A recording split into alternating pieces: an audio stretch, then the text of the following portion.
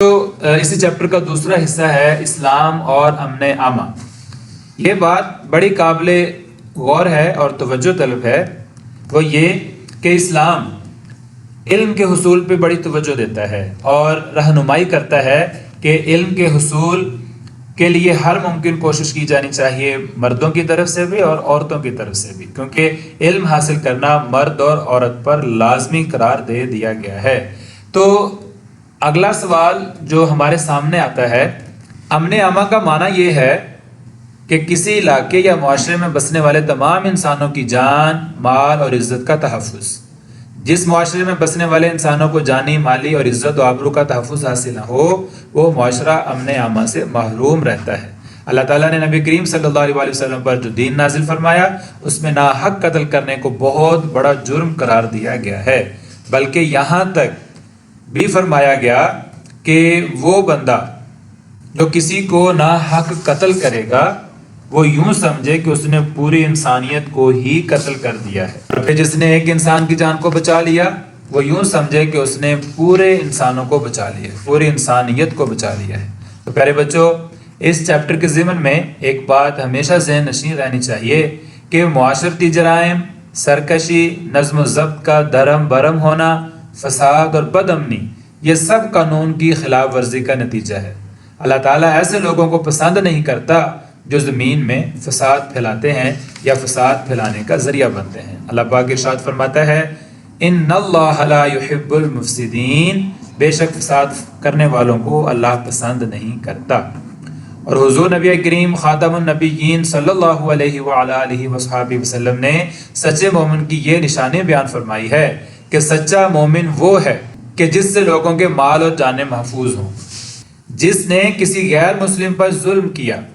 یا اس کا حق مارا یا اس پر اس کی طاقت سے زیادہ بوجھ ڈالا یا اس کی دلی رضامندی کے بغیر اس کی کوئی چیز لی، تو میں قیامت کے دن اس مسلمان کے خلاف غیر مسلم کے حق میں وکیل بنوں گا۔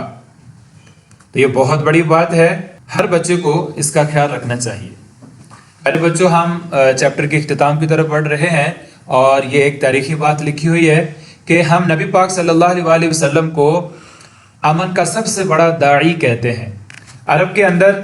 اس عرصے سے ایک جنگ جاری تھی جس کو حرب فجار کہا جاتا ہے۔ یہ جنگ قریش اور بنو قیس کے درمیان تھی، لیکن جب یہ نتیجہ خیز نہ ہوئی تو دونوں گروہ آپس میں بیٹھے اور ایک امن نامہ طے پایا، اور اس امن نامے، اس معاہدے کو حلف الفضول کہا جاتا ہے، اور اس کی شکیں یہ تھیں کہ یہ دونوں گروہ یعنی قریش اور بنو قیس آپس میں لڑنے سے بچیں گے، ان میں سے ہر شخص مظلوم کی حمایت کرے گا، مسافروں اور تاجروں کی حفاظت کی جائے گی۔ تو پیارے بچوں، اعلان نبوت سے پہلے یہ جو معاہدہ حلف الفضول طے پایا تھا، حضور صلی اللہ علیہ وسلم نے بنفس نفیس اس میں شرکت کی تھی، اور جب اسلام کا آغاز ہوا، اسلام کو فروغ ملا، حضور صلی اللہ علیہ وسلم بڑے شوق سے فرمایا کرتے تھے کہ میری خوش قسمتی تھی کہ میں اس معاہدے کا حصہ رہا ہوں۔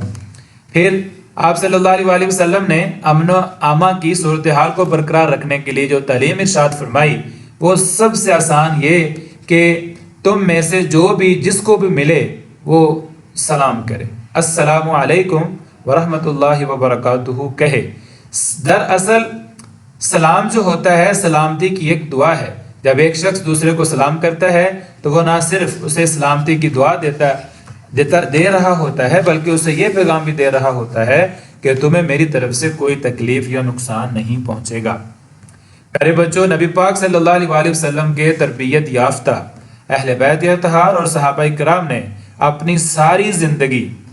جو بھرپور کوششیں کیں، ان میں سب سے اہم کوشش معاشرے میں امن عامہ کی صورتحال کو برقرار رکھنا ہے، چاہے وہ خلفائے راشدین کا دور ہو یا بعد کے آنے والا دور ہو۔ ارے بچوں، اب بالکل آخر پہ آپ توجہ کے ساتھ اس کا فائدہ سنیے کہ امن و سلامتی کے انفرادی اور اجتماعی فوائد کیا ہوتے ہیں۔ مذہبی تعلیمات پر عمل کرنے کے لیے بھی امن کا ہونا ضروری ہے۔ اگر ہر طرف افراتفری اور بے یقینی پھیلی ہوگی تو عبادات میں بھی اطمینان سے ادا نہیں کی جا سکتی۔ بے سکونی اور بے چینی بہت سی بیماریوں کو جنم دیتی ہے، لوگ ذہنی دباؤ کی وجہ سے بہت سی بیماریوں کا شکار ہو جاتے ہیں۔ صحت مند افراد اسی معاشرے میں ہوتے ہیں جو معاشرہ امن کی دولت سے مالا مال ہوتا ہے۔ اللہ تعالیٰ ہمیں علم حاصل کر کے اس پر عمل کرتے ہوئے معاشرے کا کارآمد شہری بننے کی توفیق عطا فرمائے۔